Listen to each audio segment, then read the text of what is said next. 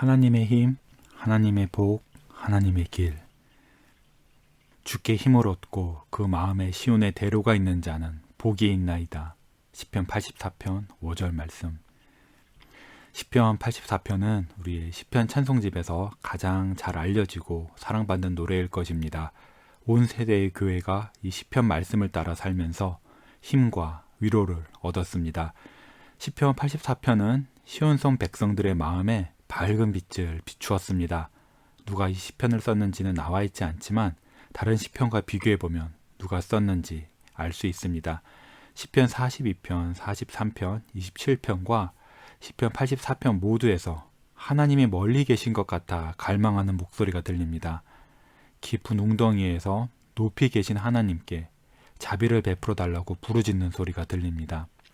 그러니 시편 84편의 저자도 아마 나머지 시편처럼 다윗일 것입니다.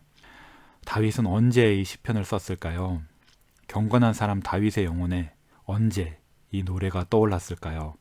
분명 예루살렘과 하나님의 집에서 멀리 떨어져 있을 때일 것입니다. 아마도 아들 압살롬의 반역 때문에 산으로 피난 갔을 때일 것입니다. 다윗은 하나님이 거하시는 곳에 갈 수 없어서 간절히 바라고 목말라 했을 것입니다.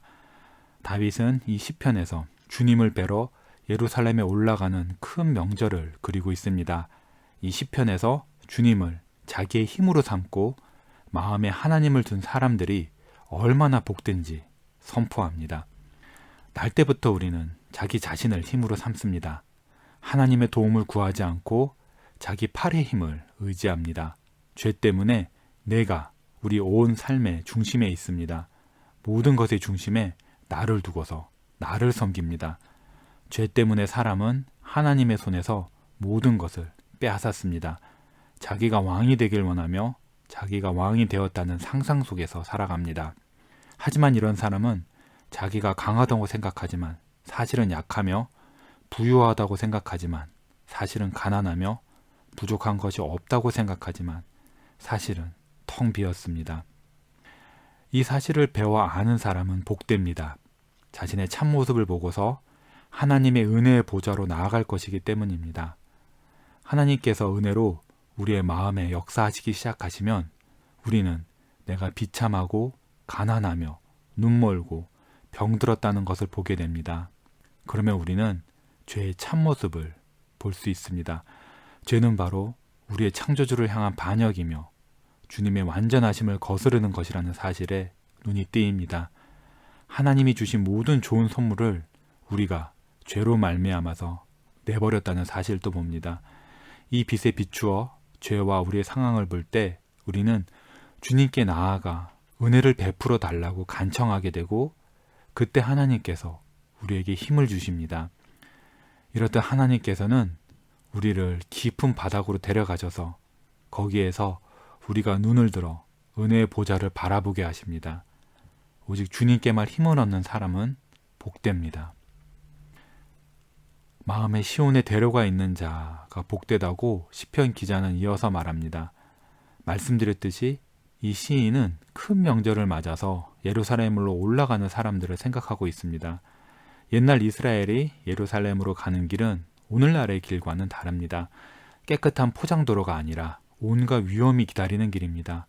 돌을 치우고 이런저런 장애물을 치워야지만 지나갈 수 있습니다. 오늘 성경 말씀은 이런 길이 복된 사람들의 마음에 있다고 했습니다.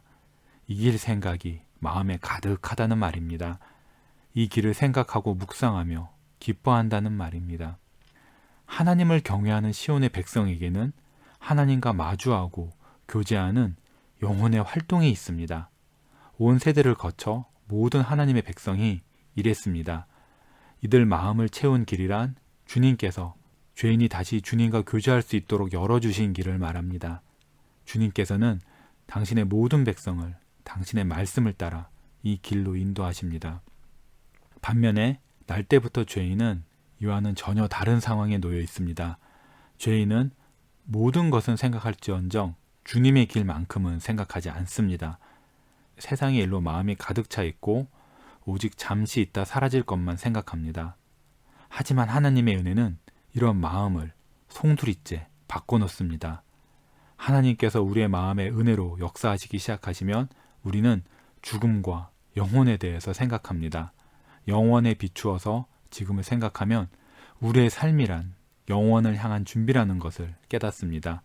그러면서 하나님을 참 하나님으로 알게 됩니다.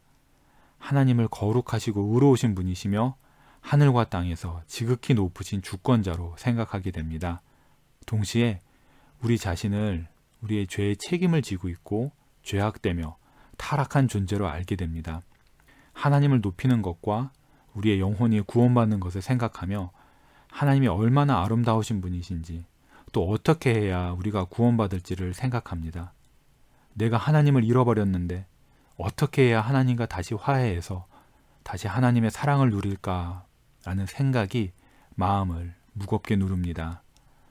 그러면 우리는 하나님을 갈망하며 하나님을 부릅니다. 하나님께 기도합니다. 하나님께로 돌아가는 길을 간절히 찾습니다. 하나님께서 당신의 백성을 인도하시며 하나님이 행하시는 그 길이 무엇인지를 알려고 애씁니다.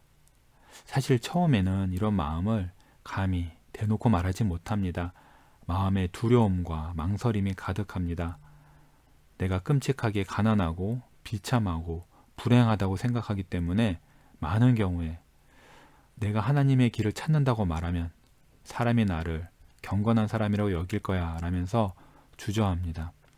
이런 소심한 마음에 감히 주님의 길을 말하지는 않지만 주님의 길은 분명 그들의 마음에 있습니다. 온 영혼이 주께로 돌아가는 길을 갈망합니다. 다른 사람이 이 길을 말할 때면 귀를 쫑긋 세우고 듣고 마음에는 기쁨이 샘솟습니다. 언젠가는 나도 그들처럼 주님께로 가는 길을 말할 수 있으면 좋겠다는 소망이 생깁니다. 이렇듯 주께서는 당신의 백성들 안에 구원의 길을 시작하시고서 끝까지 이들을 돌보십니다. 아멘.